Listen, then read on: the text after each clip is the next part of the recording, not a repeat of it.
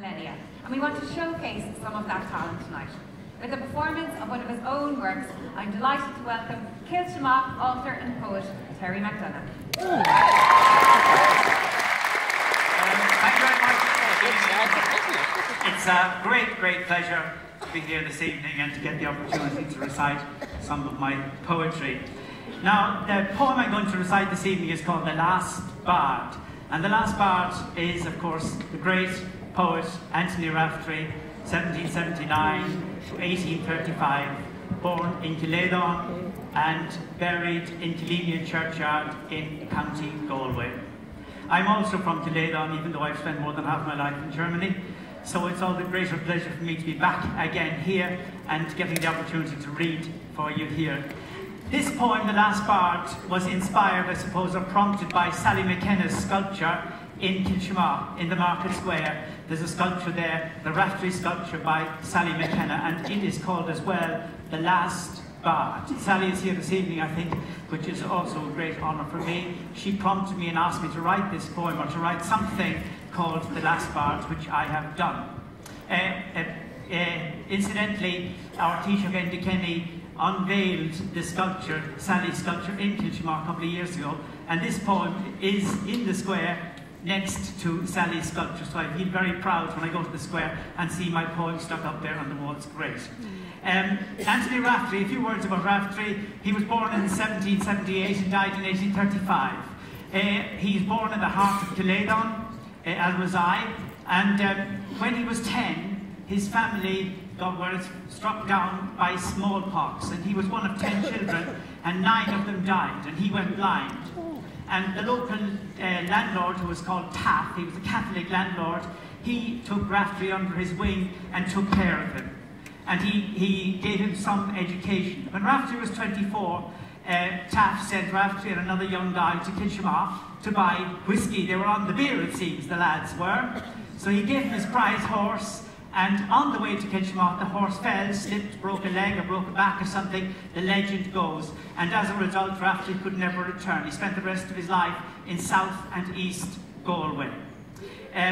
So that's about it. There's one small point I want to mention here. In the first line of the poem, the word Lisord is mentioned. That's the High Fort in Kiledon. There are 7 forts in the area, and the High Fort is the highest one there, and it's crowned by beautiful beech trees. It's a lovely fort. You can see it from the Kilshima Road when you're passing.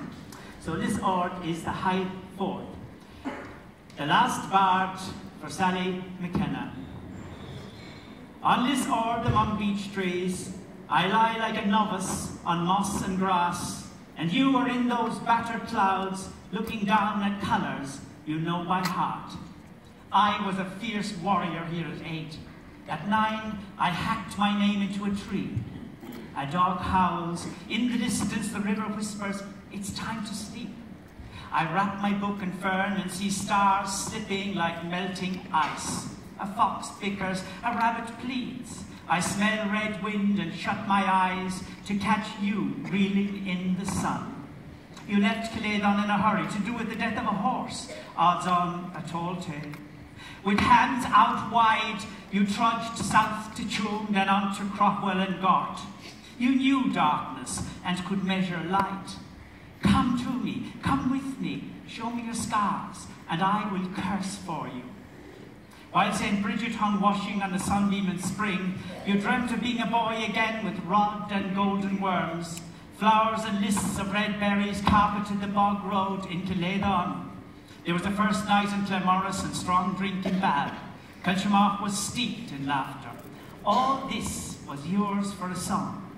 A poet dreams, a muse seeks its own geography. You're back. A sculpture in Kilshima. A bard trapped in open air for entertainment. I tried to keep an up-to-date diary of other routine events. A woman in curlers charts a love story in a shop window. Another sings of a long-lost lotto ticket. Health freaks check their feet before walking round in circles. A footless man peeps through the church railing. Planes, hardly clear houses in knock, and children are rushed off to piano lessons, and you say, come, sit by me for a moment. I am blind. I have walked to Galway. and can hear the sun. The child in your tomb will continue to outlive days of holy awe and judgment. And in Kiledon in springtime, with nature writing colour into a new season, your silhouette, baked in earth and sound, is stenciled in the sky. Thank you.